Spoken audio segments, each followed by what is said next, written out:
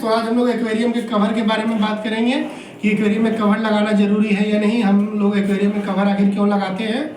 तो ज़्यादातर जो हॉबिस्ट होते हैं वो एक्वेरियम में कवर नहीं लगाते हैं।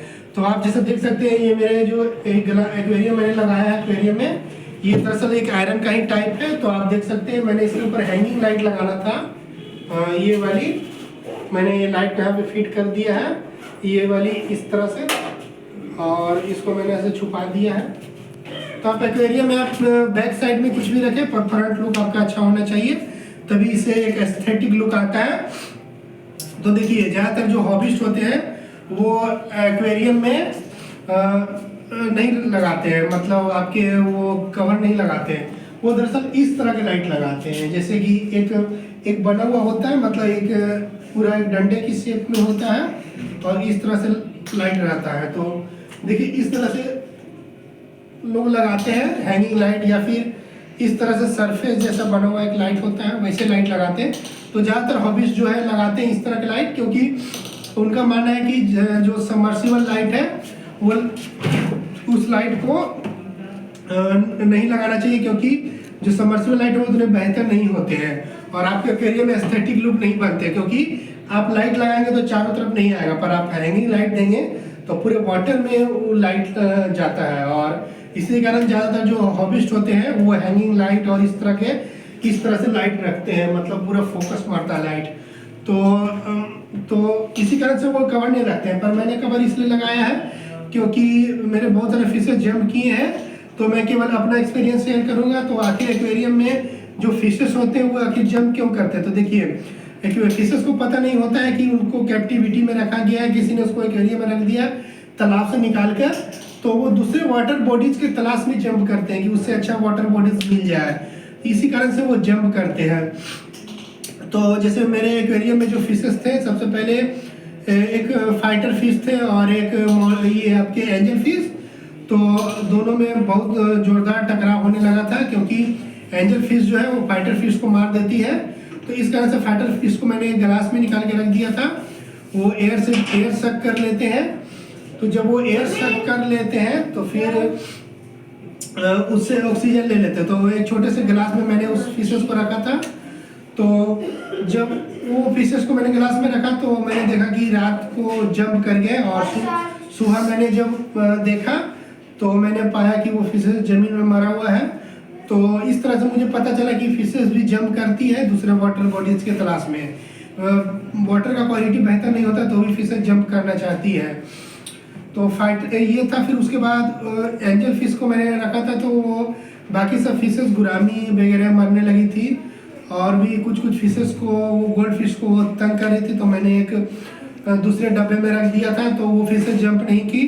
तो एंजल फिशेस जंप नहीं करती है, फाइटर फिशेस जंप कर जाती है। फिर आप रेनबो शार्क का बात कर ले, तो रेनबो शार्क जो मैंने रखा था तो कोई फिशेस को मारे थे, क्योंकि वो लोग हाईली टेरिटोरियल होता है। मैंने एक छोटे से बॉल में रखा था तो फाइट करने के चांसेस बढ़ गए थे। तो वो फिशेस बहुत हाईली टेरिटोरियल होते हैं।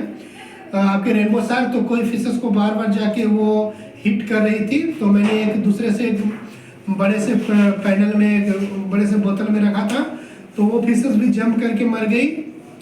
तो इस तरह से वो जंप कर गई। तो मुझे समझ नहीं आया कि आखिर क्या करें, क्योंकि अगर हम वापस एक्वेरियम में डालते तो दूसरे फिशेस को मारेगी, अगर बाहर रख रहे तो जंप कर जाती थी।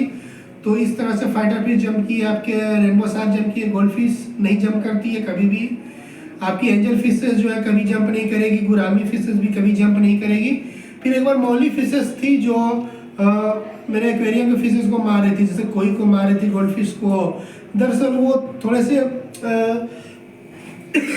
ये होते हैं, एक्सप्लोरर टाइप के होते हैं, हर चीज़ को थोड़ा सा एक्सप्लोर करते हैं। इसी कारण से वो प्लांट में भी आप एक्वेरियम में मारेंगे, और अगर आप डेकोरेटिव सामान रखें उसमें भी मारेंगे। फिशेस के भी स्टमक में मारते रहते हैं। दरअसल वो इन्वेस्टिगेटर टाइप के होते हैं मौली फिशेस। तो मैंने उस फिशेस को निकाल के रख दिया था। तो दो में से एक फिशेस जंप कर गई थी और एक जंप नहीं किया है। तो इस तरह से मैंने देखा कि मौली फिशेस जंप करती है। फिर आपके रेनबो शार्क जंप की है, फाइटर जंप की है, एंजल फिश जंप नहीं करती है, आपके कोई फिश जंप नहीं करती है, गोल्ड फिश जंप नहीं करती है। फिर मेरे पास एक स्नेक हेड फिश था तो जो सॉरी स्नेक हेड नहीं, वॉकिंग कैट फिश था। तो वॉकिंग फिट फिश कैटफिश है जो एयर सक कर लेती है और ऑक्सीजन को इंटेक कर लेती है। तो मैंने सोचा था कि उसको जंप करने का कोई चांसेस नहीं, क्योंकि वो स्टेगनेंट वाटर गंदे पानी में भी रह लेती है, एयर भी सक कर लेती है, तो उसको जंप करने का कोई चांसेस मुझे लगा नहीं। तो मैंने भी कवर ऐसे तो करके रखता था, पर थोड़े से कवर को मैंने खुला छोड़ दिया था हवा जाने के लिए। आप एकदम पैक नहीं कर सकते, नहीं तो फिशेस का डेथ हो जाएगा। तो थोड़े से मैंने जगह छोड़ दिया था, तो उसमें से भी वो जंप कर गई थी। तो मैंने सुबह जब देखा तो वो फिशेस जंप की हुई थी, पर वो मरी नहीं। 5 से 6 घंटे तक वो बिना वाटर के रही, क्योंकि उनमें उस फिशेस में एक स्पेशल पावर है। तो इतने सारे चांसेस होते हैं फिशेस के जंप करने के।